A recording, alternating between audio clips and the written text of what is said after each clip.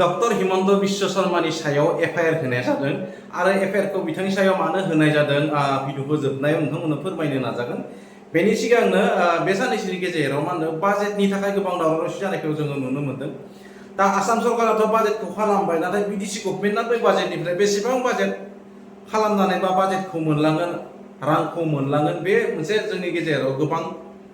सोंनांगौ मिथिनांगौ खोथा। दा बाजेटनि खोथा बुंनाय लोगो लोगो बा बाजेटनि भिडिअ होनाय लोगो लोगो गोबाङानो भिडिअखौ स्क्रल खालामनानै दैथायहरो। नाथाय जुदि मोनसे हालामाव, मोनसे ओनसोलाव बा मोनसे काउन्सिलाव, मोनसे स्टेटआव नोंथाङा जिउ खुंदों, नोंथाङा बै ओनसोलनि थागिबि, अब्ला सिटिजेन, अब्ला बै ओनसोलनि बाजेट सेसेसनेलखौ बा बाजेट बेसेबां जादों बेसेबां जाया बेखौ नायनाया मिथिनाया नोंथांनि गोनांथि। दा बबेबा नङा बबेयावबा बिटिसिनि थांनाय बाजेटफोरखौ लानानै आसाम सरकारजों थगायजानाय थासारिखौ आंनि गोसो बायदिब्ला आङो नुनो मोन्दों। मानोना आसामनि बाजेटआ जेसेबां जायो बैनिख्रुइ मोनसे गासै जेसेबां टटेल बाजेट जायो बैखौ जुदि 35 डिस्ट्रिक्टजों जोङो राननानै होयोब्ला जेसेबां गोग्लैयो बेनि 50%खौ बिटिसि सरकारनो आसाम सरकारा हरनाय जायो बा दैथायनाय जायो। दा खोथाया जादों देग्लायनि बाजेट सेसनाव आसामा मा होनदों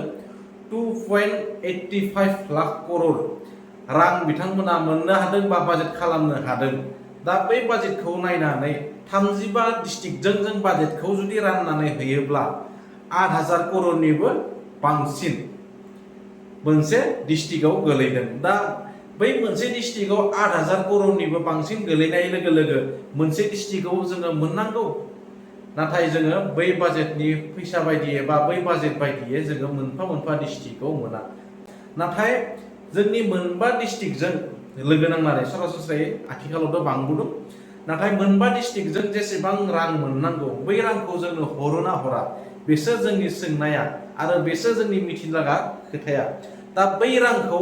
जोंनो हरा। थांनाय समफोरावबो 4,000 करोड़ रांखौ बिटिसिनो हरनाय ससियेल मिडियाफोराव नुनो मोन्दों बा गुगोलफोराव सार्च खालामनानै नायबा नोंथांमोना मिथिना मोनगोन। दा राङा बांबाय थादों, बिथांमोननि बाजेटआबो थांनाय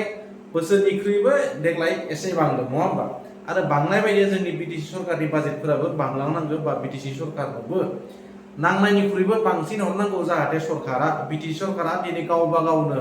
सोरखारखौ सोलायनो हानाय बा गावबा गावनो सोरखारखौ खुंनो हानाय बिथांमोननि आखायाव पावार दङ। बेनिखायनो आं गुरै खावलायो नोंथांमोना नोंथांमोननि पावारखौ इउज खालाम,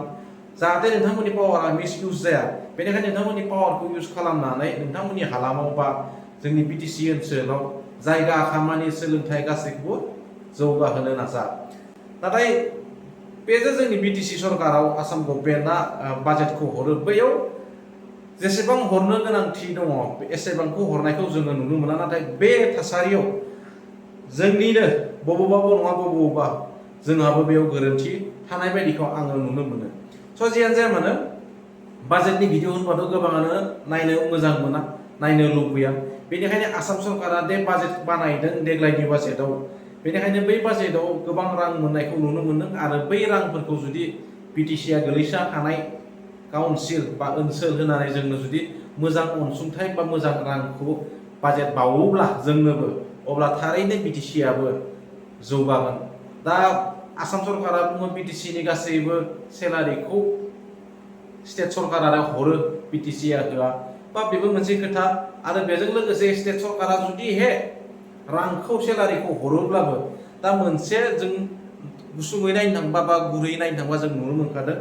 2.85 लाख करोड़ बेखौ जुदि रानना होयोब्ला जोङो 8,000 करोड़ मोनसे डिस्ट्रिक्टआव गोलैगासिनो दङ। अब्ला मोनसे डिस्ट्रिक्टआव गोलैगासिनो दङब्ला जोंनो 4,000 करोड़ल'सो जोंनि बिटिसि सरकारखौ सोलायनो थाखाय होयो, बाखि फैसाया बहाव थांनो?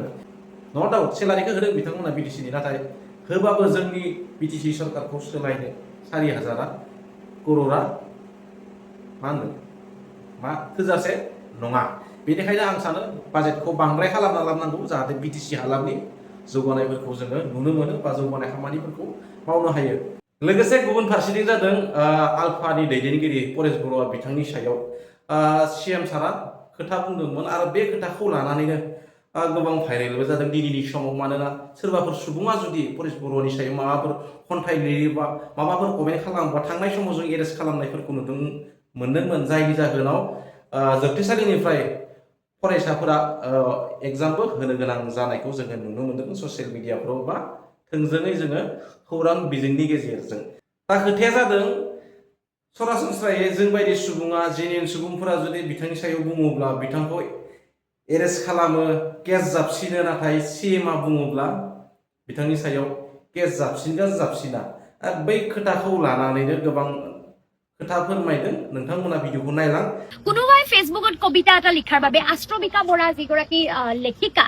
অধ্যাপিকা তেওঁ যেতিয়া সহকাৰী অধ্যাপিকা আষ্ট্ৰবিকা বৰাই যেতিয়া এটা সময়ত লেখিকা হিচাপে কিতাপ লিখিছিল তেতিয়াও তেখেতক আলফাৰ সমৰ্থন আছে বুলি যথেষ্ট হাৰাশাস্তি কৰা হৈছিল বৰখাস্ত্ৰীকটো এৰেষ্টে কৰা হৈছিল সেই সময়ত আমি প্ৰেছ মিট দিছিলো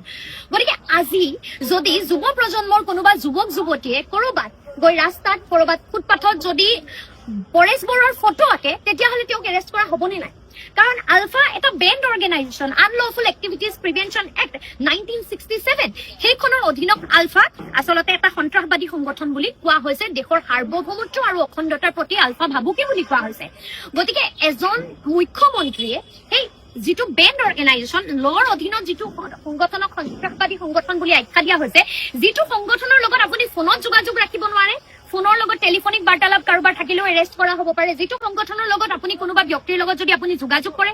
লগালগ আপুনি ইউএপি এৰ অধীনত এৰেষ্ট হ'ব এনএছএ এৰ অধীনত আপুনি এৰেষ্ট হ'ব আৰু ইউএপি এ এনএছএ লগাই যদি এজন যুৱক যুৱতীক জেললৈ পঠিওৱা যায় তেওঁ বহুত বছৰ ধৰি জেলতে আবদ্ধ হৈ থাকিব লাগে গতিকে তেনে এটা সংগঠনক যেতিয়া মুখ্যমন্ত্ৰী মহোদয়ে তেখেতৰ চফ্ট কৰ্ণাৰ প্ৰদৰ্শন কৰি কথা কয় বহু যুৱক যুৱতী আজিৰ নতুন প্ৰজন্মৰ যুৱক যুৱতী যিসকলৰ মানসিকতাত অলপ বিপ্লৱিক এটা মানসিকতা আছে তেওঁলোকে ভাবিব যে আমিতো তেতিয়াহ'লে পৰেশ বৰুৱাৰ ছবি আঁকো কথাটো হ'ল যে পৰেশ বৰুৱাৰ ছবি যদি কোনোবাই আঁকে তেতিয়াহ'লে আমাৰ আৰক্ষী আমাৰ প্ৰশাসনে সেই মানুহজনক এনএছএ লগাবনে নাই সেই মানুহজনক যদি পৰেশ বৰুৱাৰ সমৰ্থনত তেখেতৰ প্ৰতি শ্ৰদ্ধা সহকাৰেও কওঁ ময়ো যদি আজি কওঁ যে পৰেশ বৰুৱাৰ সমৰ্থনত মই ছবি আঁকিবলৈ যাম মোকো এৰেষ্ট কৰা হ'ব আমাৰ বিৰুদ্ধে ইউএপি এনএছএ লগোৱা হ'ব গতিকে যিকোনো লগ চাওক আইন যদি সকলোৰে বাবে সমান মুখ্যমন্ত্ৰীৰ বাবেও একেখনেই আইন লাগিব অন্য হাতে আমি যদি প্ৰিভিলেজৰ কথাও চাওঁ মুখ্যমন্ত্ৰীৰ নামত এনেকুৱা কোনো প্ৰিভিলেজ নাই ক্ৰিমিনেল প্ৰসিকিউশ্যন তেওঁ যদি কোনো ক্ৰিমিনেল অফেন্স কৰে তেতিয়াহ'লে ক্ৰিমিনেল অফেন্সৰ ক্ষেত্ৰত তেওঁ কোনো প্ৰিভিলেজ দিয়া হোৱা নাই তেওঁ কোনো প্ৰটেকশ্যন দিয়া হোৱা নাই অন্য এজন অপৰাধীক যিদৰে ব্যৱহাৰ কৰা যাব যিকোনো ক্ৰিমিনেল অফেন্সৰ ক্ষেত্ৰত মুখ্যমন্ত্ৰী মহোদয়ৰো সেইদৰে ব্যৱহাৰ কৰিব লাগিব গতিকে আমি স্পষ্টকৈ এইটো কথা ক'ব বিচাৰো যে যদি কোনোবাই জুবিনদাৰ ছবি আঁকে আজি তেখেতে এইটো কথাও কৈছে যে জুবিনদাৰ ছবি যিখন ছবি দিব সেইখনে আঁকিব পাৰিব আজি জুবিন গাৰ্গ এজন ৰাজহুৱা ব্যক্তি তেওঁক ৰাইজে যিদৰে ভাল পাইছিল যিদৰে গ্ৰহণ কৰিছিল তেখেতে সেইদৰে মানি লৈছিল অনাগত দিনত কোনোবা প্ৰজন্মৰ ল'ৰা ছোৱালীয়ে জুবিনদাক নিজৰ মানসপটত যিখন ছবি লৈ ঘূৰি ফুৰিব বিচাৰে সকলোৰে মানসপটত থকা ছবিখন বেলেগ